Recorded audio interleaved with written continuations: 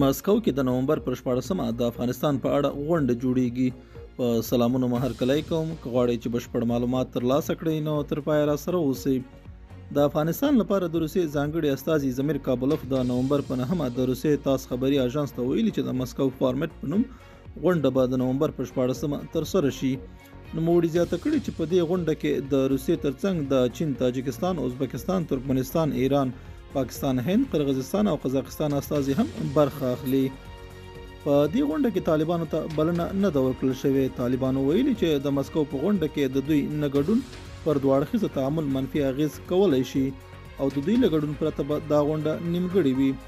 روسیې د افغانستان په اړه دا ډول غونډه د 2020 زیږدیز کال په اکتوبر میاشت کې هم جوړه کړې وه چې په هغه کې د طالبانو استازو ته هم بلنه ورکړې وه. دا زموږ نننی چمتو شوی مطلب. تر بیا ښه وخت او ښې چارې.